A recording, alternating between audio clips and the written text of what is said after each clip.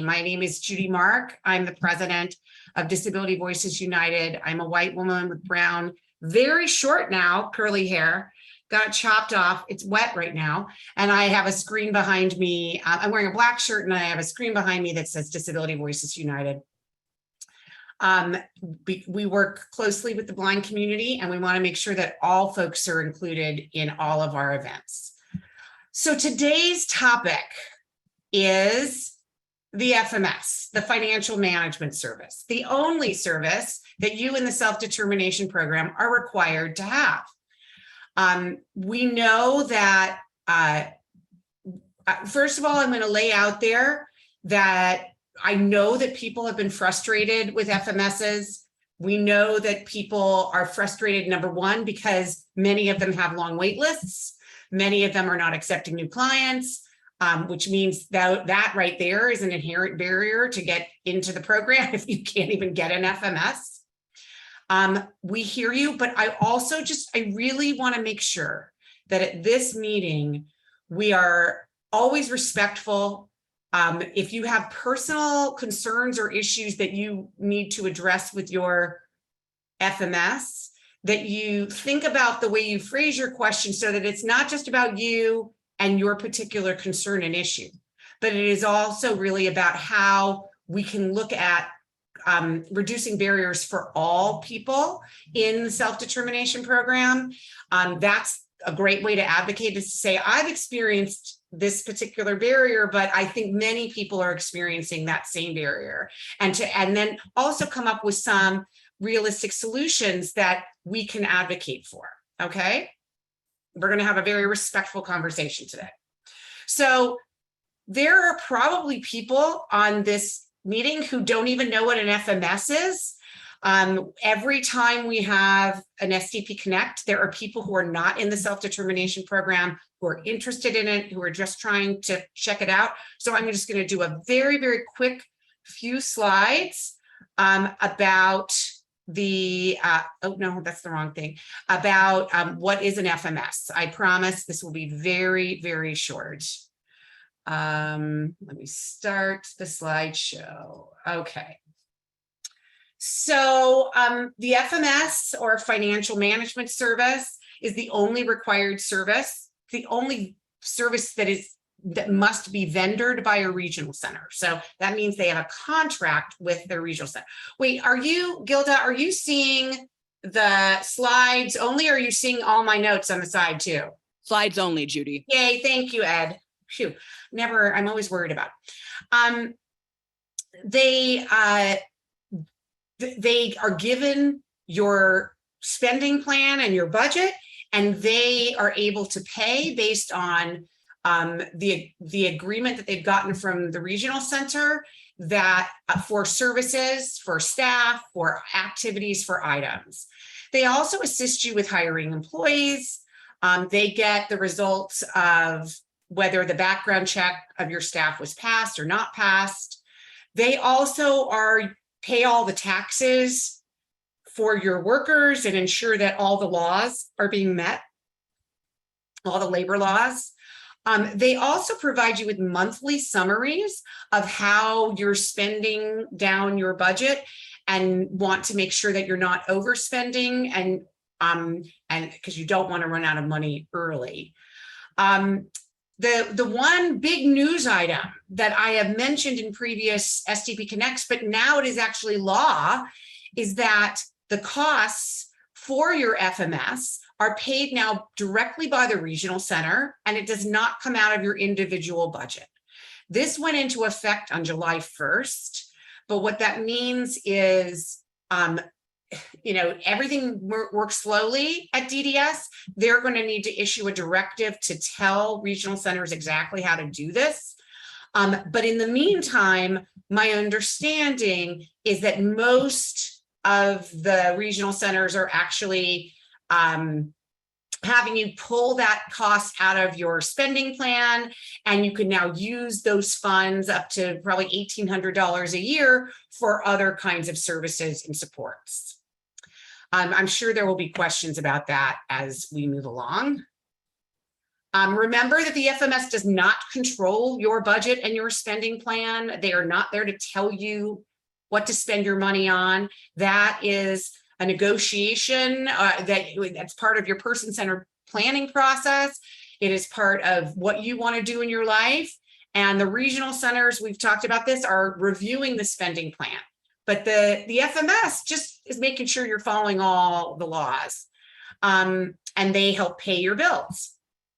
They remember that they're paid after the fact. And this is going to come up with all of our speakers, that they are paid after they've put out the money.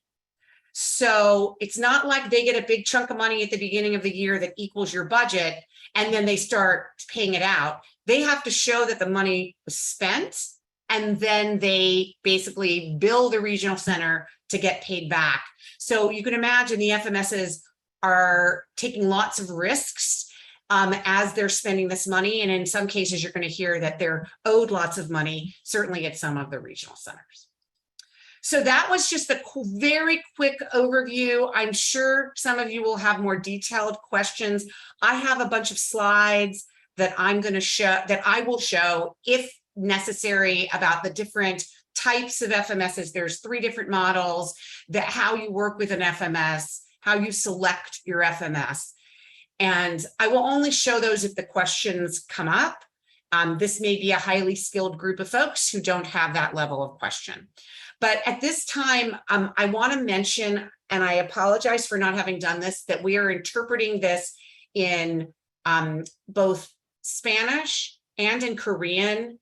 So for those of you who are English speakers, you need to also select a language by going down to the little globe and clicking on your language, because I'm sure there will be questions coming up that are not in English, and you're going to want to hear the translation. The other thing is to let you know that you can ask questions a couple of ways to our panelists. Number one, you can write the questions in the chat, and Ed is monitoring those questions and will ask them of the panelists. And second, you can also use the raise hand feature by going to reactions, clicking on raise hand, and we will call on you and allow you to unmute. Right now, all of you are muted so that we keep everything quiet during the session so that the interpreters can do their good work. So who is on our panel today? We're so thrilled. These are some of the dear friends to the self-determination program who are on this panel.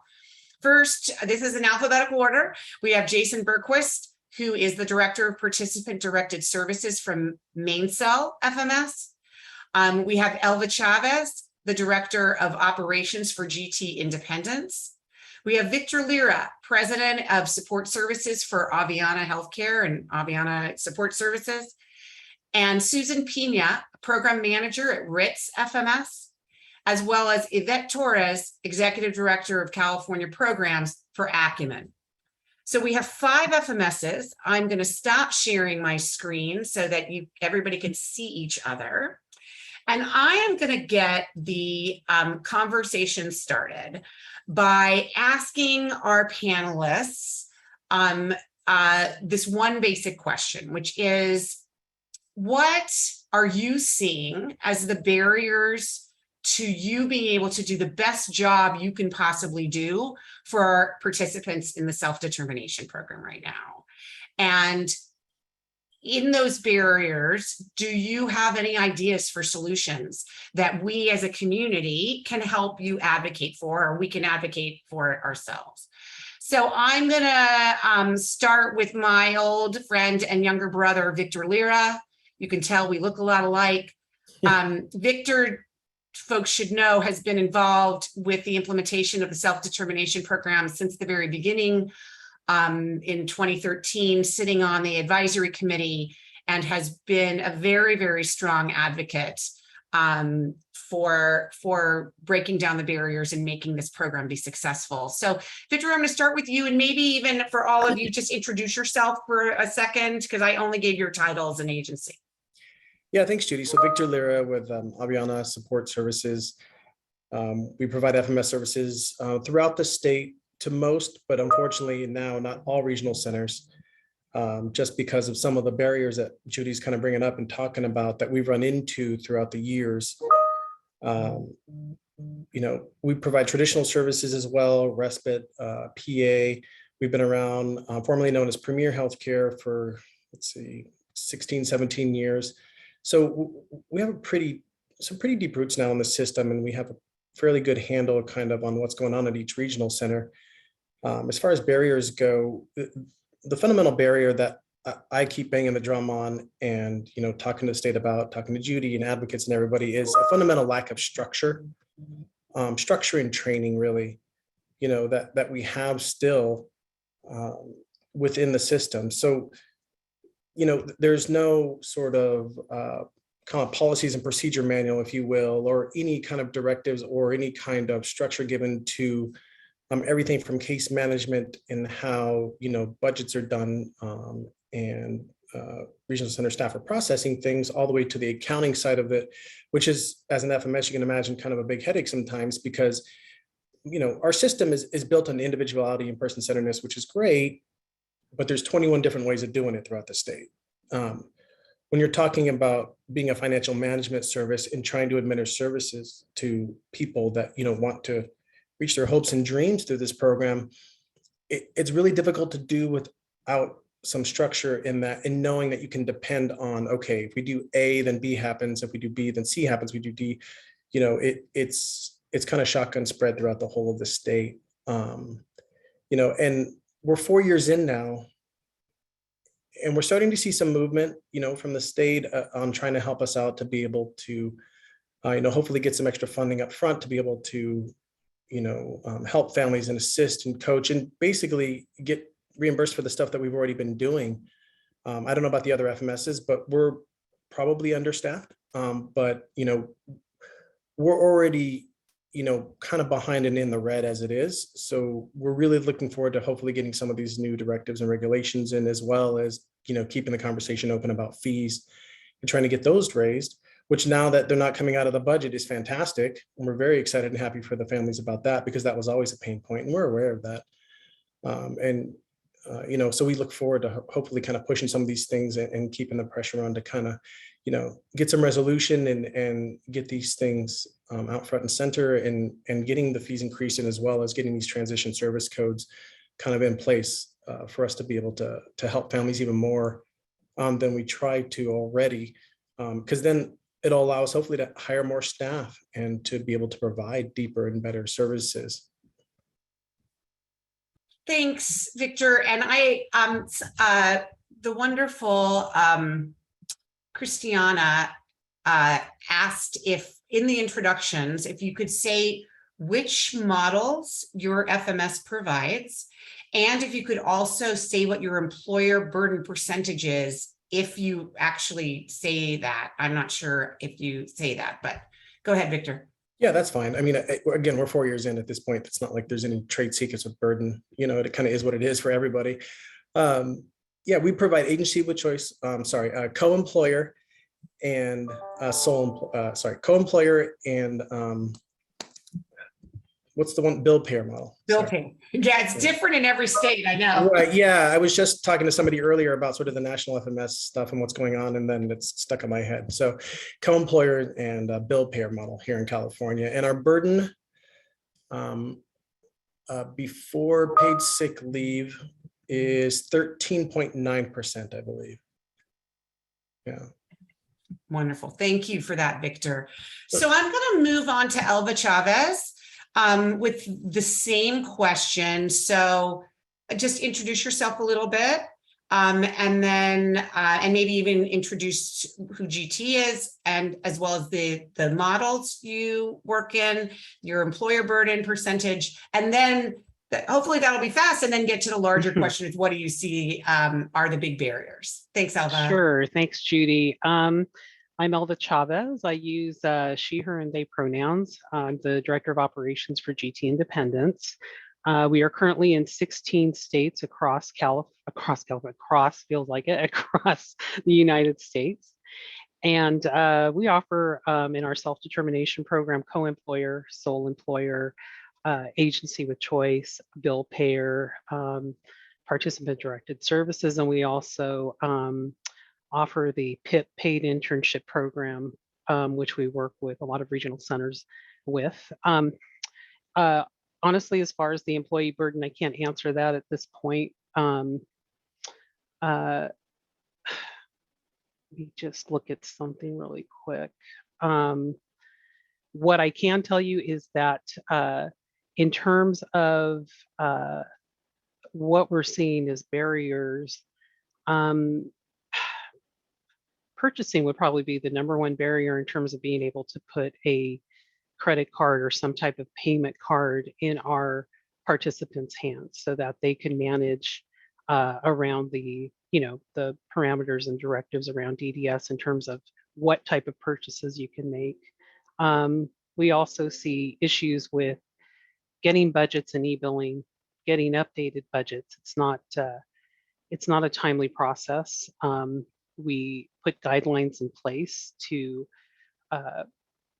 make sure that we can get those budgets in, because then we have to be able to bill against it.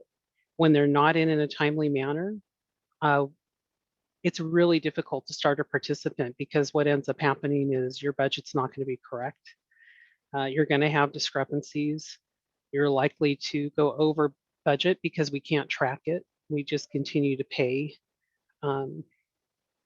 for invoices, pay payroll.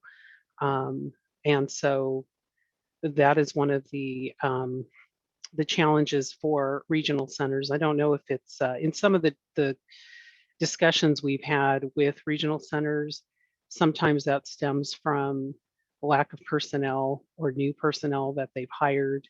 Sometimes it's computer issues. It does vary. And as Victor was saying, it's very inconsistent across the board. We don't know. Some might be better at it at certain months than others. But we try to work in collaboration with all regional centers. We have a monthly, if not bi-monthly meetings with a lot of the regional centers to try to see what we can do to help get these things moving a little faster. And so they understand where we're coming from and why that causes an issue for our participants. We want people to have a successful program. And in order to do that, we've had to put some guidelines in place so that they can be successful. And there isn't a lot of chasing down of budgets or changes that occur.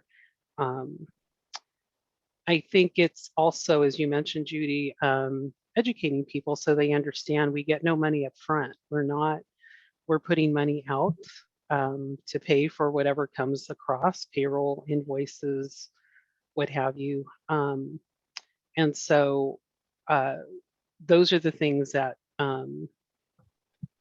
really need to be educated from the service coordinators to the IFs on up of how an FMS works in terms of processing all of that and working on getting everybody on board at the same time and getting everybody through. I think those two things are probably the crux of what we see the most. Very helpful. Thank you, Elva. And somebody was asking, and I want to say this just because it's going to keep getting talked about, is what does employer burden mean? And Victor defined it in the chat. So why don't you go ahead and say it, Victor? Sure, yeah. So we referred to it burden because it's the cost of employing somebody. So as an employer, you may not realize, like if you've received a traditional paycheck, you have to pay taxes, right? Well, your employer has almost identical taxes that they have to pay to what the employee pays as well. So we call that the burden. So it's the percentage of taxes that you have to pay. And included on top of that is the workers' comp percentage. So you take your FICA, FUTA, SUTA, which are all those fancy, IRS and payroll tax stuff that everybody has to pay, that the employer pays, and then you add on the workers' comp percentage, and that total is your burden. So for us, it's 13.9%, but for another company, it could be different depending on what their workers' comp percentage is, because that comes down to, it's an insurance plan. So who's your carrier? What is your rating like? What's your history and all that kind of good stuff.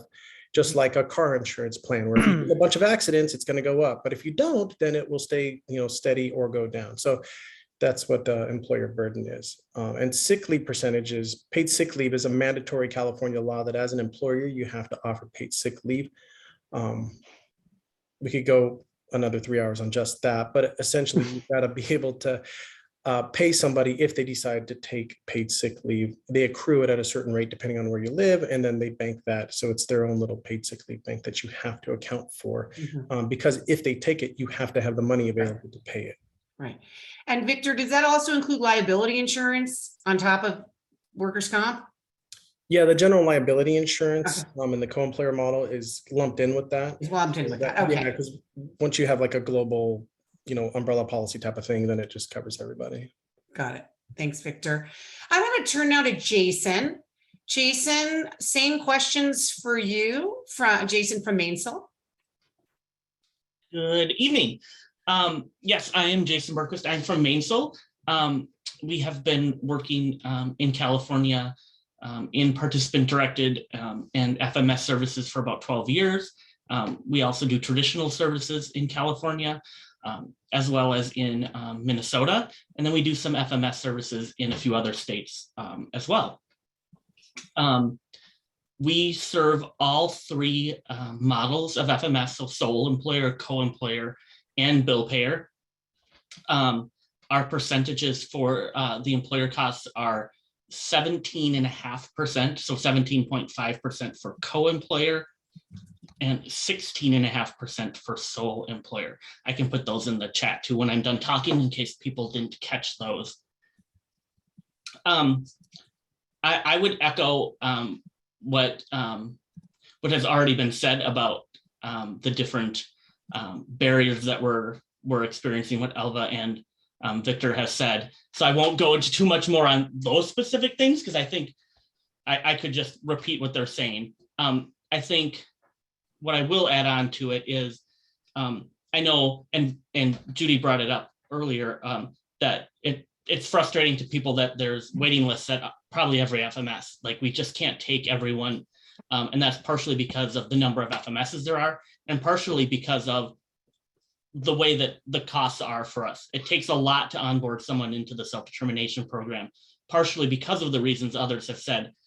We're doing a lot of educating of people, a lot of educating of participants, a lot of educating of vendors, a lot of educating of service coordinators. And so all of that takes a lot of time on our part. And that's also time that we're not getting paid for currently because we don't get paid until someone starts using self-determination. And so it's a cost for us to have people to do that. And so we're slowly building our teams as we grow the number of people we can support, but we also want those people that we're hiring to be trained on as well. And so we have to do it over time as we can manage those costs for our own business as we're getting paid finally for the people that we're currently onboarding. So it's a slower process for us to be able to do that. And it just takes time. And so that's a struggle for us because we want to serve as many people as we can. We know there's a need. We know that self-determination is what so many people want. And we want to make it work because that's what we believe in as a company and as the people that work for this company. But at the same time, we don't want to promise things that we can't deliver to people in terms of the services that we provide. So it's a balance for us to make sure that we're providing good service and serving as many people as we can, and providing good education. And I think that's going to take everyone and continuing those talks with DDS and the regional centers about how much can we standardize some of the practices and some of the things while still making sure that we allow for the flexibility that self-determination is supposed to have for people without making it too strict, but still having parameters that make it so that people can use the service effectively. Thank you, Jason. Appreciate it. Elva, did you have your hand up? Did you want to add something? Yeah, I just put it in the chat. I put I was trying to get clear on the workers' comp. So I didn't want to put something out there that wasn't accurate, but I noticed someone else had put it in and I just added to it. Okay. And I did want to add, we don't have waiting lists at GT. We just have guidelines in terms of all the packet information that we need and timeline. So if that comes up later, I'm happy to address that. Yeah, that's going to come up for certain. Sure. I'm going to turn now to Yvette Torres from Acumen. Yvette is having some internet issues, so she's going to keep her camera off, but go ahead, Yvette. Hi, Judy. Good evening, everyone. My name is Yvette Torres, and I am with Acumen Fiscal Agent. Acumen offers the bill payer and the sole employer FMS. We also work throughout the country with different programs and states that also offer self-direction to participants or individuals who self-direct their services. I would also echo what has already been said by Victor, by Jason, by Elva. On our end, one of the barriers that we have encountered is that sometimes there may be a misunderstanding of roles and program functionality on all sides, which can often lead to misaligned expectations and disappointment. Disconnections between widespread perceptions of what the program is, what it means to be in self-direction, and the realities of the responsibilities it entails can oftentimes be a big challenge. So what I mean by this, many times the participants that we work with are accustomed to being on traditional services, and self-direction is a bit different. It can require more work, and it also requires additional education. Here at Acumen, we request introductory phone calls prior to bringing someone on board to try to ensure that we provide an overview of what a participant's responsibilities will be versus what Acumen's responsibilities will be, and also try to educate, if we can, on what the regional center's role will be. So we are finding that to be one of our biggest barriers, because it can be a time-consuming process, ensuring that this is understood, and also that the participant who contacts us is comfortable with moving forward with, at least with one of the models that we offer, which is the sole employer, which also requires additional responsibility.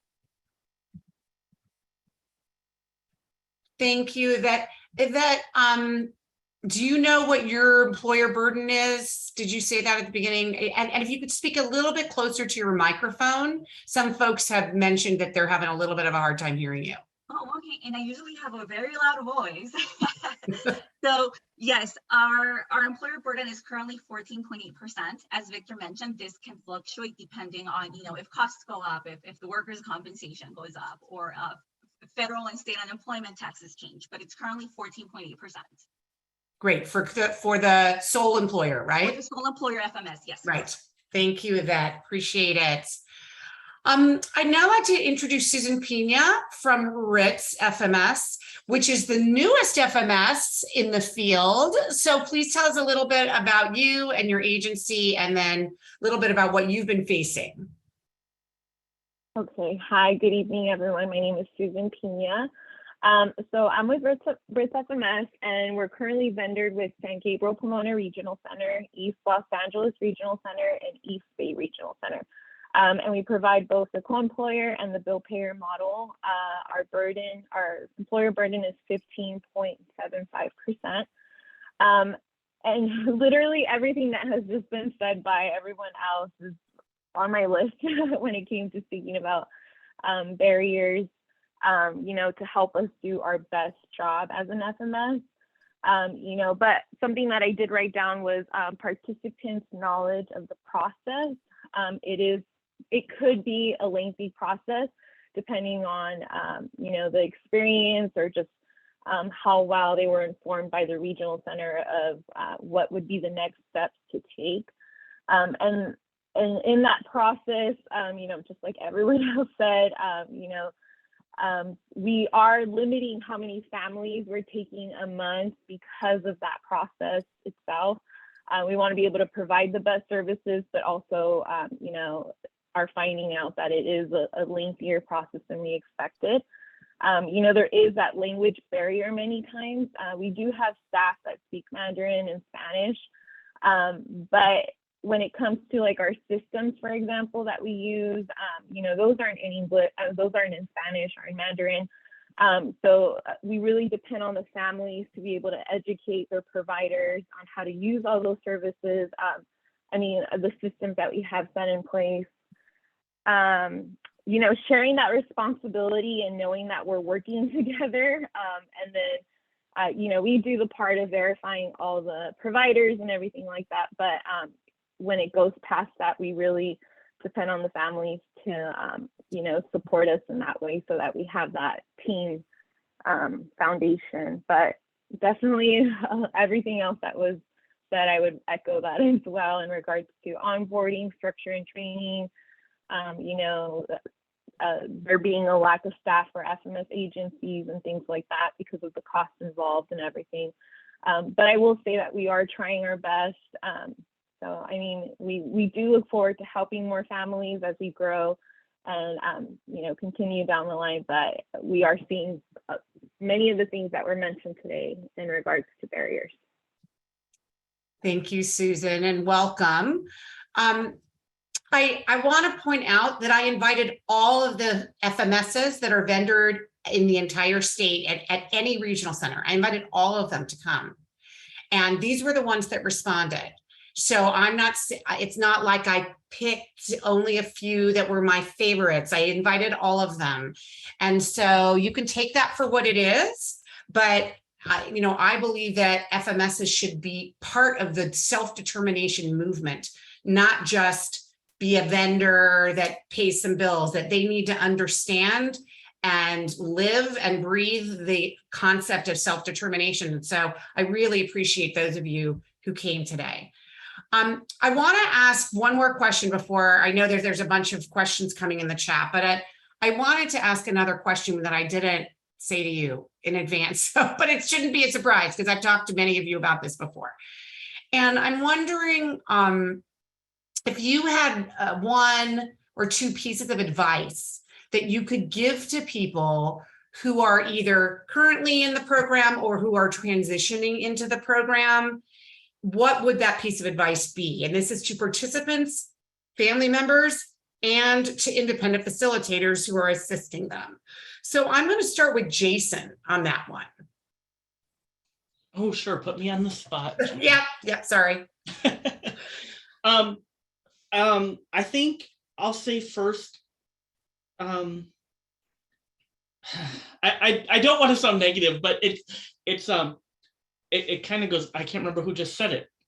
It's tempering your expectations. It's going to be a long process.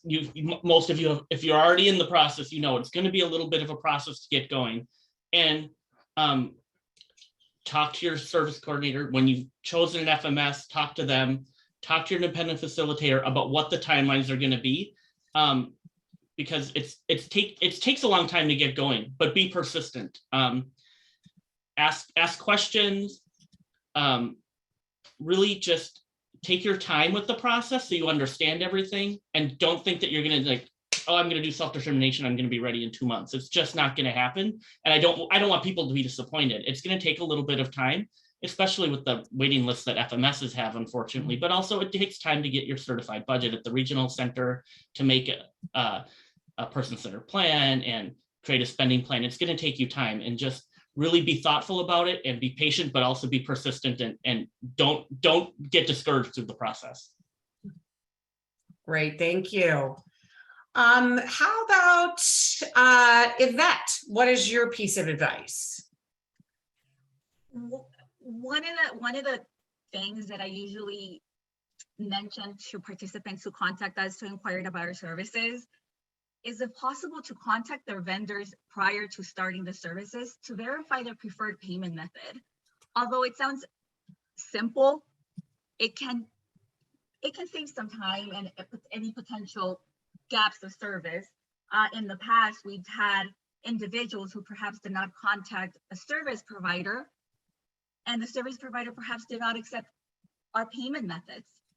So that's usually one of the things that I recommend to the families. You know, it may take some time if you're calling around, but it will save some time when you start the service, because you will know that this service provider accepts your FMS's method of payment, and also the service provider will be able to provide what the FMS is requesting, whether that's a W-9, whether it's additional information. So that would be one of the tips that I would give to the families. Contact service providers beforehand, verify payment methods, and also verify that they will be able to provide what the FMS is asking of them. Very helpful, thank you. Victor, you're next. Thanks, Judy. Kind of echoing what other people are saying and in the same vein, a couple of things, expectations, right? You have to be able to manage expectations and you do that by communicating, and then communicating some more, communicating with your independent facilitator. So hopefully you get one, I hope, so that they can help to kind of guide you and, not only do probably person-centered planning, but also do the spending plan. And along with the expectations, the communication comes the preparations, right? If you just pick up the phone and you call the FMS and say, hey, I'm interested in SDP, what should I do? 3 years ago, we would have spent an hour on the phone with you because, we only got 5 calls that day. Today, we get anywhere between 5 and probably 20 inquiries a day about SDP. From people saying, I want to get in, how do I do this? I've got this going on, I got that going on, what can I do? What can we set up a thing? So that's why we kind of had to put some of the structure, and I think like Elsa was saying, and some of the others, like, to kind of be able to onboard people and actually get people through the process. We've had to put some of that structure in ourselves. So, manage expectations, preparation, hopefully with an IF, independent facilitators. There's some good ones, floating around the state. Ask your service coordinators, check in with the other IFs, check in with, the advocates, the people on this call here, they'll push in the right direction.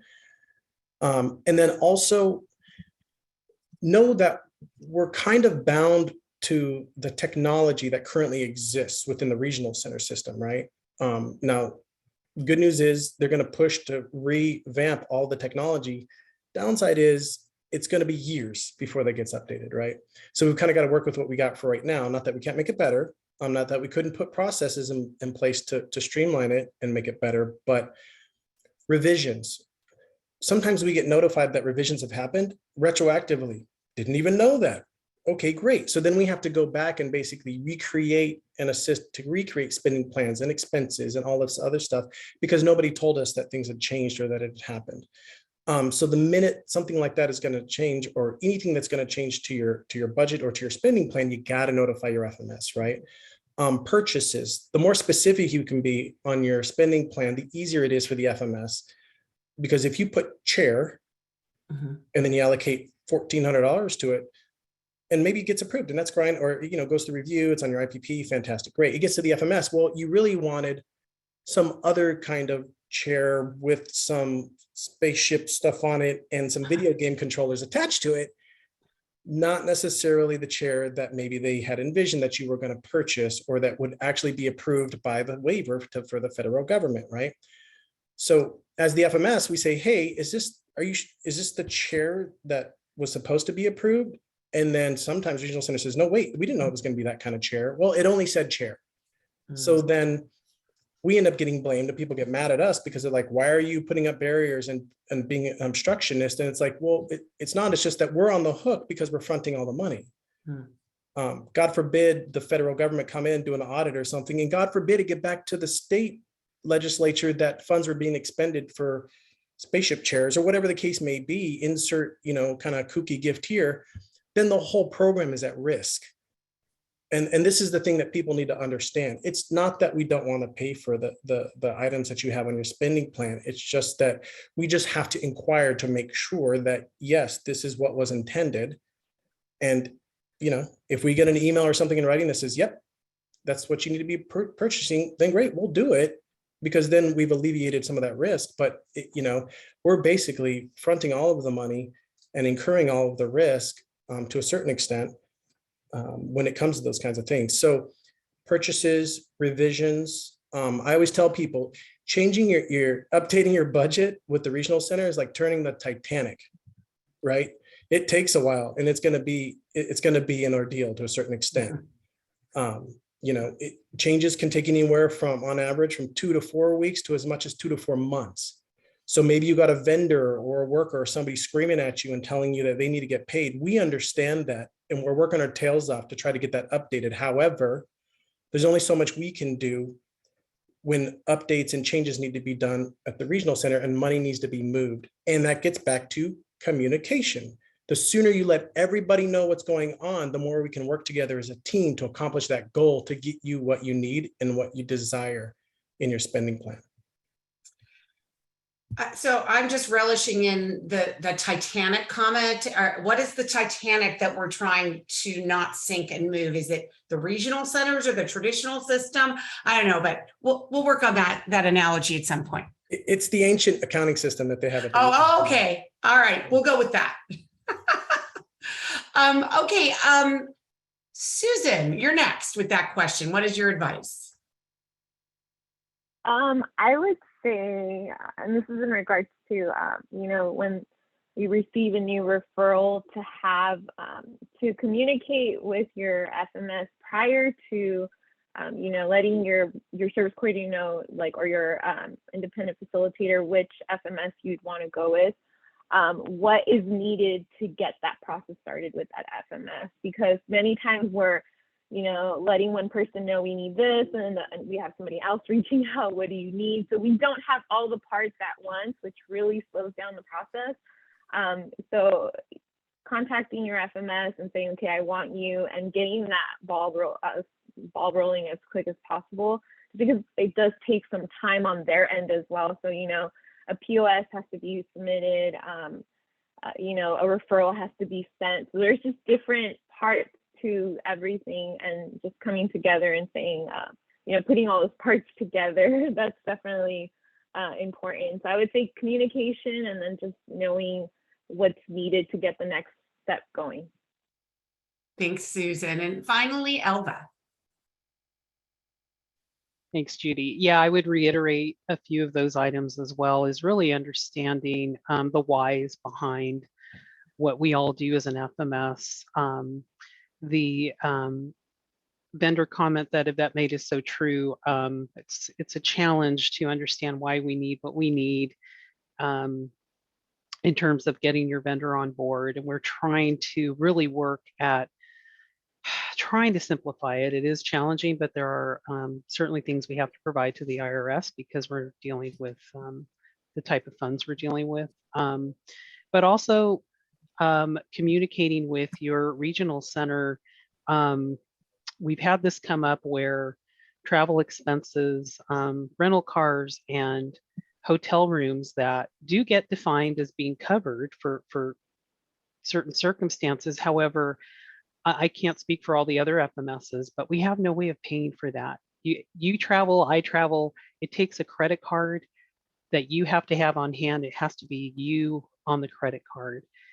It is a challenge. We can't just pay it, and then we have the regional center saying, oh, well, you have to. I don't know how we could possibly, we are working on it, but it is a challenge. And even rental cars, if it's approved, airplane, all those things require, you know, a credit card that is yours. They don't take gift cards. So all these things have to be vetted. You have to discuss how you're going to do it if it's in your plan, because we all may not be able to do the physical purchase of something like that or make the reservation. Maybe they can get reimbursed, but if you don't have the money, it's kind of hard to do that. And I understand that. We also, I think it's good to make sure that the regional centers know that if you're picking an FMS, we've had people who say they're coming with us, have never done an enrollment packet, and then we get all the information from the regional center and say, hey, you're not paying their employees and you haven't paid their vendors. We don't even know who they are. They've never reached out. They just picked an FMS and said, I'm going with GT. And we never hear anything. And then that becomes, there's nothing we can do at that point, you know, except to start the process. So these are things, the communication is definitely, you know, we know our shortcomings and are working on that, but also just making sure, did the regional center confirm that indeed, whatever FMS you picked, you really have communicated with her and have started the process with, you know. Those are things that, again, just educating and understanding how each FMS is going to work and which one is the best one for you to carry out your plan and what you want. Thanks, Elva. Sure. I know that there are a gazillion questions in the chat, Ed. Why don't we take a few of those and then I'll go to Howard. But if others want to ask a question live, you can do so by using going to reactions and using the raise hand feature like I just did. So, but Ed, let's start with you. Go ahead. Absolutely, Judy. Hi, everybody. In the interest of accessibility, I'm just going to offer a quick visual description as my colleagues did. I'm Ed Herzl. I'm the Communications and Development Coordinator for DVU. I provide technical support to SDP Connect. I'm a white butch with short blonde hair, wearing glasses and a collared black and gray patterned shirt. I use she, her pronouns. Now on to the questions. Apologies to Lorna and Helen. I feel like I read that really quickly. Our first question is from Ricardo. Why are there only a handful of FMSs? Why don't we have more? Well, we certainly we've had more, and several of them have dropped out. But I don't know if any of you want to take, if you know the reasons why. I know a couple of the reasons, but do you guys want me to try to answer that, or does anybody? Okay, great. I can tell you that I have polled the FMSs who used to work in this field and have left. One left the state completely. Neither of them said that they would leave forever, but one of them said, listen, it's a massive investment for our company and there's just not enough people in the program for us to make it work. Right now, I think there's probably between 1,400 and 1,500 people in the program. And when we first got the law passed in 2013, we thought at this time, by this year, that we would have over 10,000 people in the program. So you could imagine to companies who are coming in, this is disappointing. They've also said some of the concerns that you've heard here today, which is that it's costing them so much money to onboard people, and then the monthly rates are just not worth it, that they didn't see it was a business model that they can continue because they were losing too much money. So we're hoping that some of that stuff is getting figured out by DDS over the coming year, but that is why we don't have more. And as our program improves and barriers are broken down, I think we will get more. But folks should know that there are some states, not as big as ours, because we're the biggest, but there are some states with very large programs that only have 2 or 3 FMSs. The state has a contract, not the region. They don't have regional centers. So the state has a contract with only 2 or 3 FMSs, and people are assigned their FMSs. They don't have a choice of them. They're just saying, okay, you live in this part of the state, you are given that FMS. And so, we have a system where the choice and control comes all the way down into your choice of FMS. And we have done what we could to try to have as many as possible. And so I hope that answers that question. Go ahead, Ed. Oh, you're muted. Sorry about that. Thank you, Judy. Our next question is from Gladys. Some regional centers are only adding those fees per month and not as a total yearly fee. Is that correct? They want the spending plan to be reopened monthly. It's ridiculous. They want the spending plan to be reopened monthly for the FMS fee? That is my understanding from Gladys. Yeah, I think there's a confusion in that, if I had to guess. That was the case in the past year when DDS issued a directive related to COVID, which said during COVID, on a month-by-month basis, you could have the money for the FMS put back in your budget. But for this is a permanent change to the program, which just went into effect 20 days ago. And the regional centers haven't even been told yet exactly how to implement it. So I'm pretty sure that's not going to be the case, that it will be in your entire annual spending plan that you will be pulling out the amount of money for your FMS. But I guess if anybody wants to add to that, they can. Thank you, Judy. So my next question is from an anonymous attendee. Why are the taxes we pay our employees different for different FMSs? The employer burden, probably. That's a great question. Why is the employer burden different when the taxes are exactly the same? I guess it's maybe related, but certainly for the sole employer model, it should be the same. I don't know. Any guesses for Jason? I can go. I think Victor hit on it a little bit, but it's workers' comp is different for each FMS. For co-employers, some FMSs also cover workers' comp for you for sole employer, and so that percentage may be different. The state unemployment rate is also going to be different for each FMS. And it also will be different under sole employer because each employer has their own unemployment rate. And then I think it's also just how FMSs may have calculated the cost of the sick time that is a required part that we have to include for people, and that we have to kind of figure out what that percentage will be. There's not a clear-cut way to always do that. So that might be part of the difference. Yeah, I have to say that in my son's plan, I'm not saying that this is what everybody should do or could do. In my son's plan, we don't have we don't use it as percentage employer burden. We actually sit and specifically calculate the FICA, all the different taxes and the percentages that they are going to be. I'm sure it ends up calculating very similarly to the same percentage, but we actually put in my son's spending plan the exact amount of money it is going to cost annually, or we just added to their hourly rate, basically.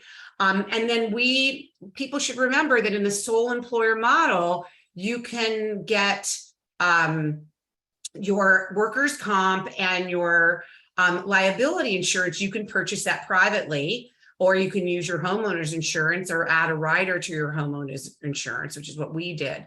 So that can reduce that employer burden as well. So you should think about those kinds of things. There's a lot of people with hands up. So I'm going to start with Howard McBroom. Go ahead, Howard. Thank you, Judy. First of all, I just want to thank you for your kind words about my being on that Elder Disability and Justice Coordinator. I did my best to speak up for conservatorship and supportive decision making. And I think I did manage to make some points. And I also want to say that at one point in my self-determination, I had a problem with my FMS. You know about this. They did not pay for my Medicare payment. And I got disenrolled from Medicare Plan D for a while. But I got thanks to my wonderful team, I got a new FMS and we're doing just great now. And I also want to tell you, Judy, that I will definitely be at your rally next Wednesday. Okay. Thank you.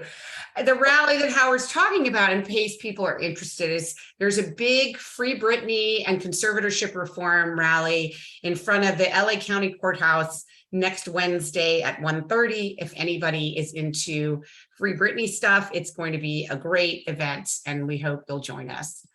Thanks, Howard. Tim, go ahead, Tim. I have a question for everyone. How do you handle employer burden rate? Let's say one of your clients needed to use your workman comp insurance and their insurance will go up, but all of your other clients have no other claim for workman comp. Will employer burden rates increase across the board for all of your clients even though there is no claim? How does that work? Because each clients have different needs. For a client that have behavior issues, their workers might be more prone at injuring themselves at work versus someone that needs less support. Am I responsible for your other clients' burden if my employees never filed anything for workman comp? Great question, Tim. Victor, I see you just unmuted. Yeah, the short answer is yes. You are responsible for everybody else's workers' comp. So basically, it's a risk pool, right? So if, like, let's say you serve 500 people and only a couple have claims during the year, that's great. But the reason that your rate can stay low, your workers' comp rate can stay low, is because you only had a couple, but you're serving 500 people. You see what I'm saying? So the other 498 people, everything went hunky-dory, everything was fine. There were no claims filed.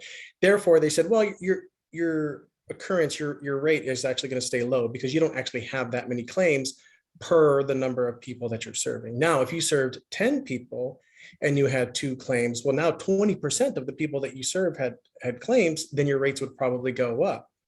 You see, so it's a risk that's spread among everybody. Any others want to make a comment on that, or he answered it correctly? Okay, well done. Robert Levy, go ahead. I asked the question. There was something that said it'd take years. So that was one question. I had a few questions. So I don't know, it was saying communication, it said it'd take years. What is that? What was that about? Yeah, I think I don't know that it's going to take years, but that folks should realize that it's a process that you're not going to, if you're starting from scratch and you have done nothing yet to move into the self-determination program, it will take you some months to do it because you have to do person-centered planning, hopefully have a person-centered plan. You will also have to have a meeting about your individual budget and come to an agreement on that with the regional center. You then have to develop your spending plan, Robert, which could take a while. Meaning you have to think about what are the services and supports you want and get some cost estimates for all of those things. And then you have to meet with your regional center to go over that spending plan and maybe even answer some questions about it. And then you have to fill out all the paperwork and the forms for your FMS before you move in. So that's why people talk about expectations. That can take some time. But the burden really comes in that there's 21 different ways this is happening across the state. And even within regional centers, there's multiple different ways it is moving forward. And so, we're trying to reduce that time, but and there's lots of more things we can do to get rid of those barriers. This is the burden. So what is it? The burden? Okay, so that's a different issue. They're talking about the burden is how much money you need to spend as an employer of staff that you're required by law to spend on your staff. So that means taxes, it means insurance and workers' comp. And those things are, if you're going to hire staff, you must have that, right? So within your spending plan, you have to account for that money. I'm so glad you asked those questions, Robert. The other thing was, it said that the budget, it said 2 to 4 weeks, 2 to 4 months, if you're going to change your budget, right? Who was saying that? I think Victor was saying, or Jason said it. I don't know who said it, but it was Victor or Jason. Do you know what he's referring to? I don't know who said it. Said something about Victor, it might have been you. I don't think I talked about the budget certification or recertification, but I mean, we can speak to that. Yeah, I mean, depending on your regional center, right? We always preface it by saying that.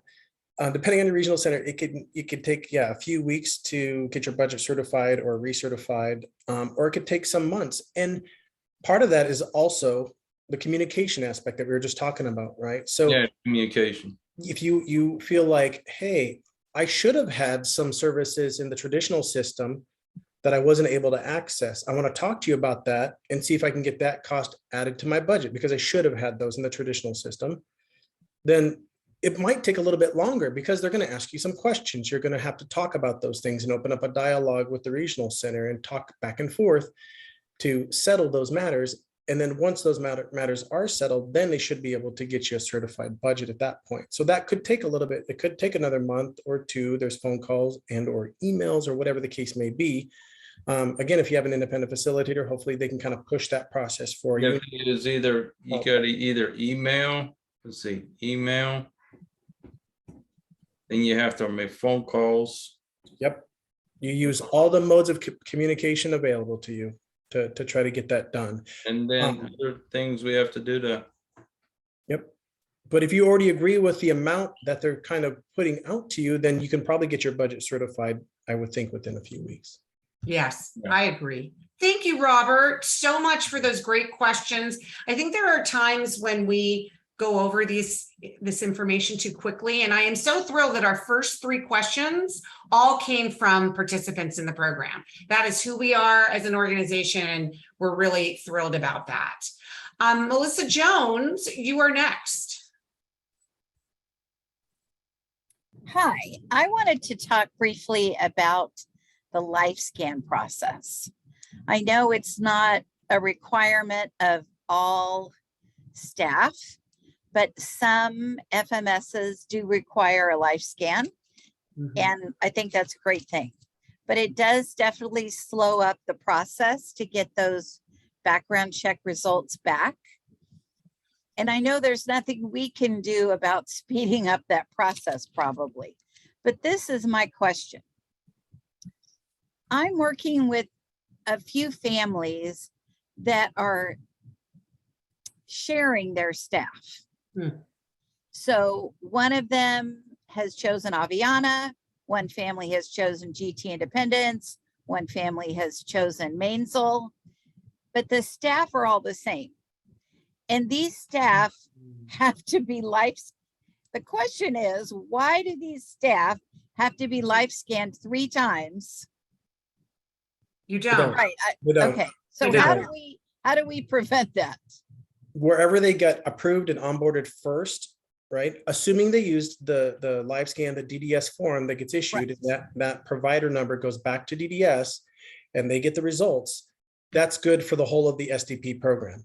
And by the way, if they're going to be serving multiple families in SDP, that's fantastic. But I will tell you, I'm really glad they're with 3 different FMSs. Yes, well, we did that on purpose. God bless you, Melissa. Thank you.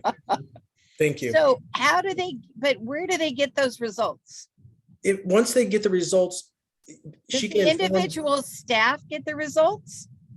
No, they just get the clearance notification, but she can inform the other FMSs that she's already been cleared by another FMS. They can inquire with the state. The state will send the results to them and tell them, hey, don't worry about it. They're good to go.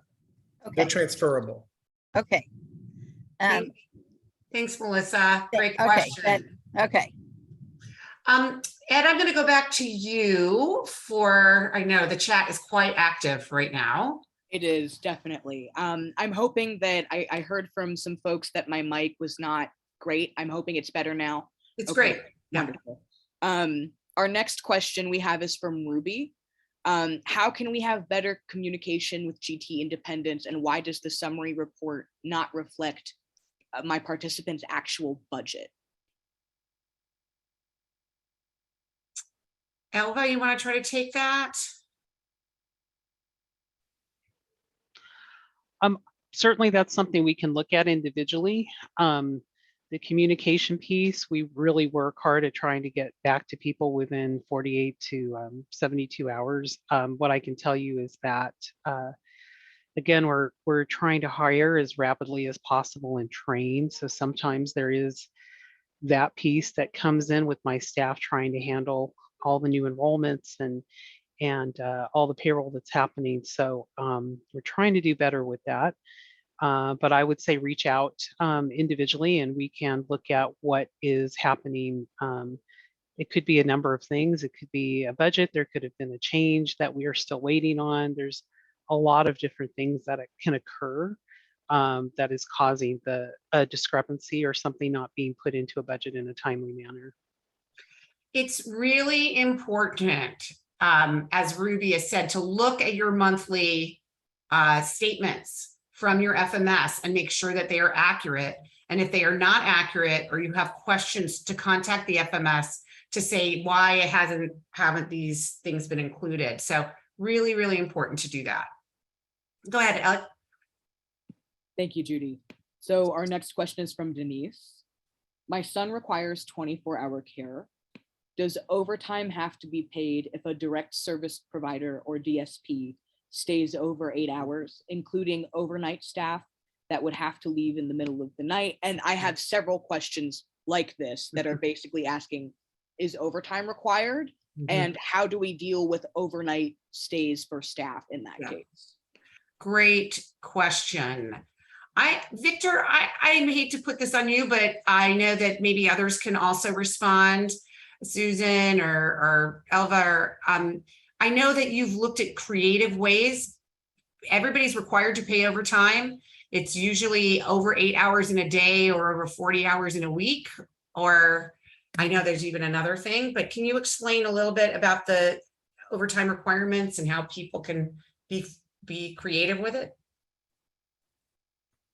Yeah, go ahead, Victor. Okay, I'm like, were you sending that one to me? Or? Yes, I was sending it to you only because I've heard you talk about it before. Yeah, no problem. So it comes down to, we don't want to get into weeds on all the different, work orders and state laws and all that kind of stuff. The main thing to know is, bottom line, anything over 40 hours has to be overtime. Now, whether or not an FMS is going to require you to pay overtime after 8 hours, you need to reach out and talk to each individual FMS. And it sounds lame, like, well, it's a law. Why wouldn't it be clear cut? Your worker, if the FMS feels that they're classified as like a personal care attendant, in theory, and I'm not a lawyer, I'm not advocating, I'm not telling you what to do or how to do it, I'm telling you an interpretation, is that they're exempt from the daily overtime requirement of over 8, or in case of the domestic worker bill of rights, over 9 hours a day. Okay, in which case it would default to 40 hours a week. 40 hours a week is the gold standard. You can't get around that. You can't stop that. You can't do anything to get around that. So, but whether or not you're going to incur daily overtime is a question for you to ask the FMS, because there's a certain amount of risk tolerance, again, built into that, right? If the FMS feels that they could be open to potential exposure for a lawsuit or a labor claim from a worker, they may want to put the daily overtime piece in place. If they're not, or they're more comfortable with saying, no, you're classified as a personal care attendant, your workers are, it's only 40 hours a week. So it's a little bit individual when it comes to those sorts of things, especially when you're talking about the co-employer model, because again, you're using the infrastructure of that FMS and their insurances. Somebody was asking, this is a really good question, and I don't know the answer to it. Does midnight start a new day? So let's say somebody's on from 8 p.m. to 8 a.m. Is that 4 hours in one day and 8 hours in the next, or is it consecutive hours? Anybody have an answer? I'll defer to Susan or Jason or one of the other colleagues for that. So if somebody's working a 12-hour shift from 8 p.m. to 8 a.m., is that a 12-hour shift, or is that a 4 and an 8 because you've changed the date? I'm going to go back to what Victor said and say, I'm not a lawyer. I won't speak for every FMS. However, that would likely be 2 different days. However, if your employee does that every day, yeah, then there's still going to be overtime if you're following the daily rule, because then the next day they're going to end up working 12 hours. So yeah, excellent point. If they work consistently that same shift. Yeah, excellent point. I like it. Okay, one more question and then I'm going to go to Nancy. Go ahead, Ed. Sure, thank you, Judy. Let me just navigate back to that tab real quick. I'm on the Zoom tab. From Kathy, do all FMSs offer the same paid time off or sick leave to our employees? Is 3 days off per year consistent? I can answer that if you'd like, Elva. Judy. Sorry, I keep turning my camera off and on because my little dog is sick, so I'm trying to keep an eye on him. So we do have the 3-day sick pay. However, it's occurred an hour for every 30 hours worked. So sometimes if someone leaves or is terminated, we err more on the side of the 30 hours a week and do the calculations that way, so that there's never a question that they weren't paid out correctly, or if they're taking that time off, then they know where they stand when we calculate it at 1 hour for every 30 hours worked. And some people, like we give our staff paid time off. I mean, not just sick leave, but we give them vacation time. So, everybody should think about those things as they're developing their spending plan, that you need to add in that extra amount of money if you're going to have somebody getting paid time off. And then in addition to that, you're having to staff someone else during that time. Okay, Nancy, go ahead, and Nancy Elmasry. Not sure if I said it right. Nancy, you there? You can unmute. There we go. Hi, everybody. There I am. I just have a quick question. I'm looking forward to being a future participant. We're supposed to start August 1st if all goes well. And I had a question about the some of the barriers, or one of the barriers that the FMSs all had in common was not having a credit card, being able to pay for some purchases and services. And that was a great barrier because, you know, for the vendors to, you know, send a bill and wait for a month to get paid and stuff like that. In this day and age, everybody expects to be paid directly and electronically, you know, in a flash. So my question was, can we as FMS companies and consumers advocate for part of the budget to be put on like a debit card? You know how those EBT cards that our kids get, you know, they automatically put something every month in there, so that part of the purchases will make it easier on the FMSs and make it easier on us parents trying to hire somebody when, you know, at least part of the purchases and services can be used to pay for with this card. Is that something that may be doable in the future as the SDP program progresses, or we can advocate for and get part of the budget be on a debit card? Who wants to take that one? That is, I have to tell you, that's one of the most common questions I get, whether it's a debit card or give us a credit card number, reimburse us. Just how can we make this better?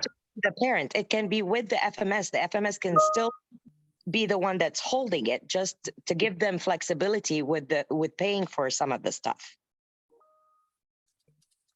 I mean, that would be great.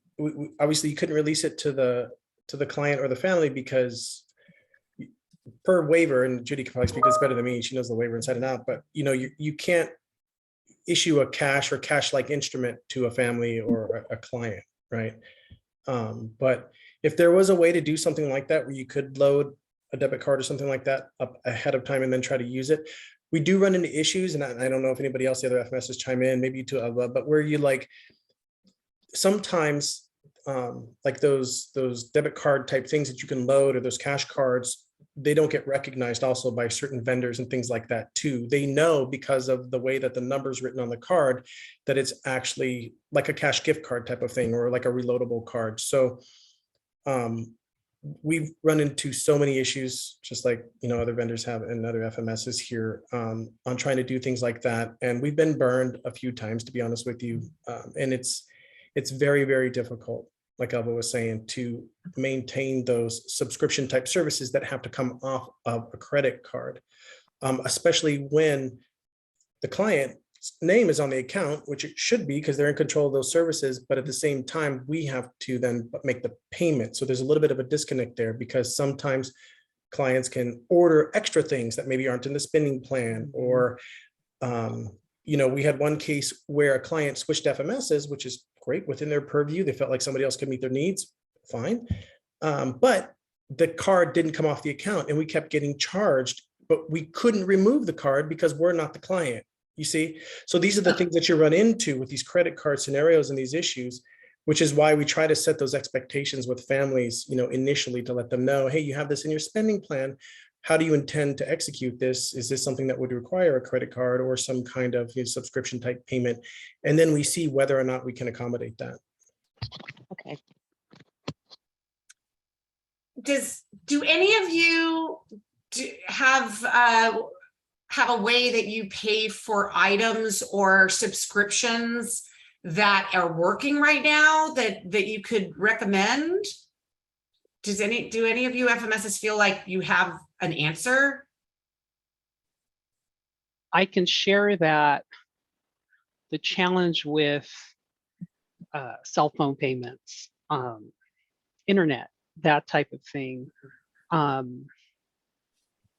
personally pay with my card, not my GT card, because it's very challenging to send a check out to any of these very large companies and expect them. And they're still in, a lot of these companies are still in a COVID state where they're working remotely. So you're sending it to somewhere and someone's got to pick it up and apply it. And it takes a long time.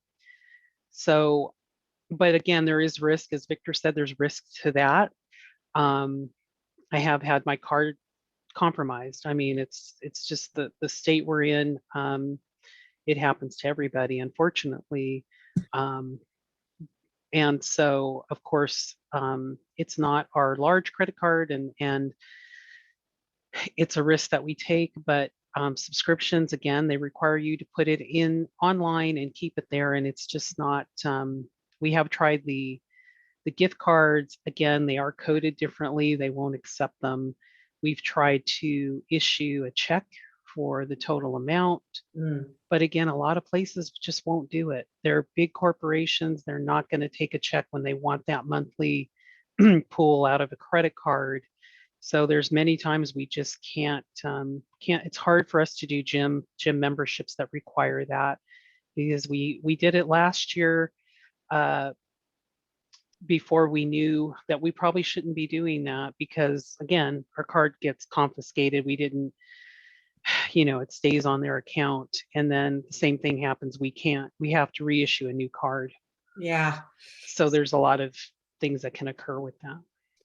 Here's what I say, folks, is that, and I've said this before, so I'm not trying to be a jerk about this, but y'all need to stop buying stuff and pay. I mean, that's not why we created a self-determination law. It wasn't to get everybody lots of stuff.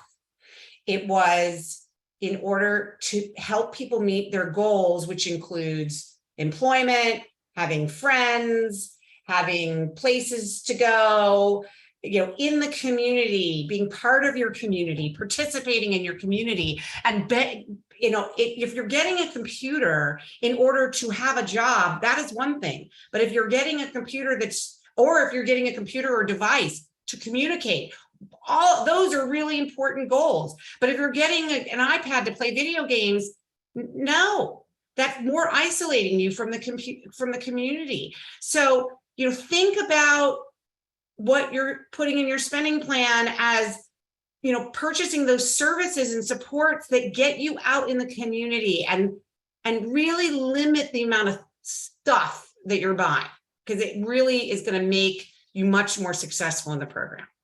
So we're going to take another question, but before we do, I just want to tell everyone, and we're going to put this in the chat right now. Kira's going to put it in the chat, that we have very exciting SDP Connects ahead, and we want you all to calendar it. Never in the history of the world have we ever had this many planned out in advance. I don't know how this happened, but it has. You should know that 2 weeks from today, we are supposed to have an SDP Connect on August 3rd. It has been that we've changed it. That is not going to happen. Anybody who's registered has gotten a cancellation for that date. And we've moved it to August 10th because that is the date that our next speaker is available, which is the new SDP ombudsperson, Susie Rickworth. And Susie is going to be our guest for the entire hour and a half. You'll be able to ask her lots of questions and tell her all your concerns. She is the permanent ombudsperson. The following week, on August 17th, during the normal time at SDP Connect from 4:30 to 6, we're having a special event where we've invited the state auditor's office. I don't know if all of you have heard, but there is an audit that was just released, which was looking at the developmental disability system, specifically at DDS. And we are having the auditors who did that study report out to all of you, specifically for people with disabilities and family members, on their findings. And believe me, their findings are quite interesting. Then the next SDP Connect we are having is on August 31st. And that will be looking at people who need communication access, people who are non or minimally speaking, and how you can purchase that kinds of support through the self-determination program. And then the final one we have scheduled is going to be on September 14th. And that will be we will be talking about participant-directed services and why SDP is so much better. We know that in the new orientation that's being delivered, that DDS wrote, there are all these slides about participant-directed services. It kind of pissed me off, I must admit, because this is an SDP orientation, but we're going to lay out how much better the self-determination program is so that people understand that it's true freedom and control. So I think we have time for maybe one more question, Ed. Thank you so much, Judy. Our last question of the night is from Miriam. I would love to see a detailed comparison of sole employer and co-employer model costs. An example with numbers. My FMS is not getting back to me about this. I'm trying to figure out if sole employer or co-employer is cheaper. What are the advantages? Do the employees get health insurance or retirement benefits under the co-employer model? And I just want to add, many folks have asked a similar question, generally along the lines of, is there anywhere that they can find a comparison of the different models and their different, like a cost benefit analysis? I don't believe anybody's done that, but specifically on the costs, I'm not so sure.